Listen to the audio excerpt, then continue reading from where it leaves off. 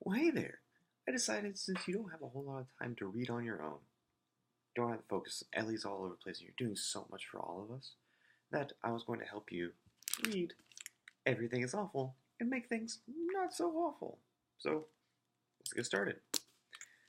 First, I do need a little bit of coffee, though.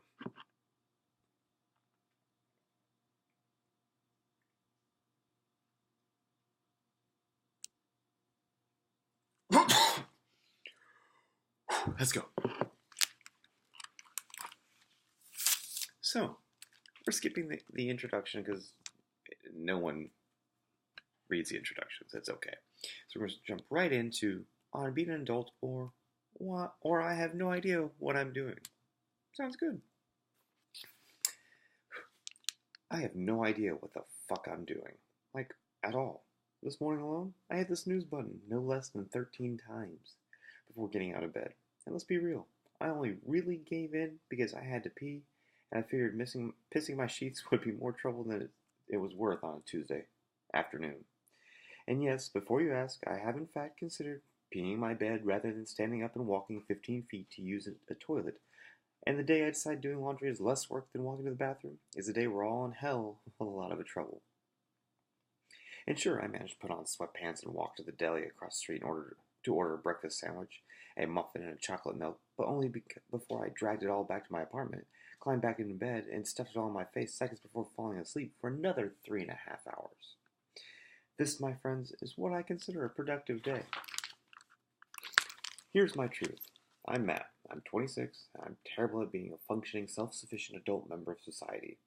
If they gave out awards for being bad at growing up, like most likely to eat a frozen dinner that's still frozen because he couldn't wait the full 4 minutes for the microwave to finish, I probably would have won a whole bunch of them by now. But then again, they'd probably make me show up somewhere to accept them, and then I'd have to shower and put on deodorant and probably wear a bow tie and cufflinks. And the thought of doing just one of those things is exhausting enough. Also, I don't even know how to tie a bow tie. And I don't really know what cufflinks are supposed to do. So my talent for being horrible at adulthood will probably go unrecognized forever. Unless they send me the award in the mail, in which case, I'll totally accept it. But only if I don't have to sign for the package because I don't like opening the door for the UPS man. Since he's usually unreasonably attractive and my eyes are usually still boogered shut from sleeping until 4 o'clock in the afternoon. But I will absolutely pick it up from the doorway once he leaves. But I've gotten ahead of myself, which is a thing that tends to happen when you have no idea what you're doing and you're also trying to write a whole fucking book.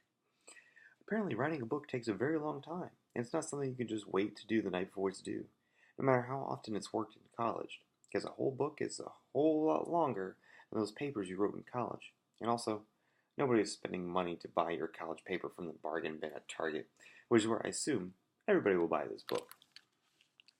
Whew! Where was I? Yes.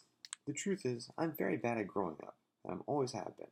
And like all problems in life, it's most likely my family's fault. At least it's easiest just to blame them. Like many babies, I was born with the umbilical cord wrapped around my neck. I don't technically blame my mother outright, but I do have questions. Sure, it's a perfectly normal thing that happens during labor. It happens to something like 1 in 3 childbirths. Most people don't even think twice about it. But in my case, I can't help but wonder whether, on some subconscious level, my mother's body knew exactly what it was doing. It simply refused to let go, intent on keeping me in the womb until I became an elderly man and died. Or worse, it was trying to kill me before I had a chance to grow up and write a book that painted her as some kind of overprotective Gestapo. Whatever the reason, I survived the attack, blue-faced and bloated, able to breathe on my own, and that was perhaps the first and only time I did anything by myself. I went on to spend an inordinate amount of my childhood basically attached to my mother's pelvis, mostly out of social anxiety, but also because I was afraid. I was raised from an early age to fear anything that posed even the mildest of threats. In my mother's worldview, no danger was too small or insignificant to ignore, and my older brother and I were taught to mistrust basically anything that spoke, breathed, or moved. Riding bikes outside the driveway was a surefire way to end up as roadkill, and roadkill was a surefire way to catch salmonella or rabies, or whatever diseases raccoons carried, which were safely assumed was every disease. Pools of water deeper than puddles were traps sent from heaven to claim little angels. A child can drown in an inch of water, my mother would often yell. An inch! And don't even get her started on public parks. Sure, go ahead. Go to the park. Have fun spending the rest of your life cooking meth with the other kids in some guy named Burl's basement. Bet he won't make you birthday lasagna. In retrospect, I think it's quite possible my mother kept me purposely fat and lazy to make me less attractive to abductors. Go ahead, try stealing my flabby baby boy. Good luck getting him to do shit for you, though. Feeding him alone will cost you a fortune. And so I grew up thinking every activity was brimming with peril. To Debbie, letting a child onto a trampoline was no less dangerous than arming him with a loaded semi-automatic pistol. A water gun that fired anything more than a sprinkle was the quickest way to lose both eyes. And snow days were not days of glory and amusement, because glory and amusement equaled extremities lost to frostbite. If the snow is too dangerous for you to go to school in, she told us, then it's definitely too dangerous to play in. Now, my mother was by no means a doomsayer who forced us to live in some bunker and bide our time until the nuclear apocalypse burnt us all to hell. Though we did stock up on canned goods before Y2K. But that was just common sense. In fact, my mother freely encouraged us to go outside, as long as we stayed within 6 to 10 inches of the front door at all times. And we were given all the trappings of Midwestern suburban kid life, like scooters, big wheels, pogo sticks, and skateboards. And we could do anything we wanted with them, as long as anything didn't include riding, jumping, running, brisk walking, or moving. I know, of course, that all of this worrying came from a place of love. My mother likes to remind me that I was a miracle baby, because her uterus had been almost entirely removed before she became pregnant with me, and the doctors told her the likelihood of conceiving another child was basically next to impossible.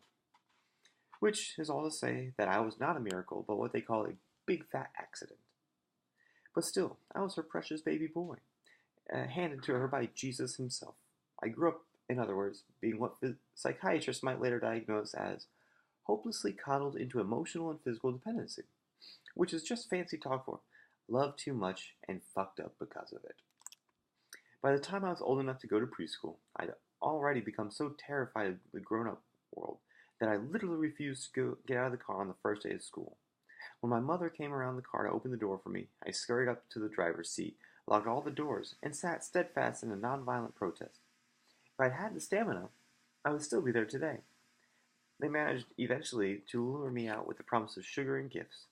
But once we were inside, I refused to be put down, and dug into the thick of my mother's arm, while 3 grown adults attempted to peel me from her. This happened every morning for the first week of preschool, until they finally broke me. Of course, I can't entirely blame my mother for teaching me to fear the world, in part because she will read this book, and if she's made it this far, I'm sure she's already pissed, and I have no doubt she's already plotting her own revenge memoir, just to publish every embarrassing detail of my entire existence in excruciating specificity. But I have to be fair, because Michael Jackson is also to blame. Now, I know what you're thinking, and no, I never had to go to court and point at a doll. I'm almost positive I've never been to Neverland Ranch, but Michael Jackson ruined my childhood. Nonetheless, let me explain.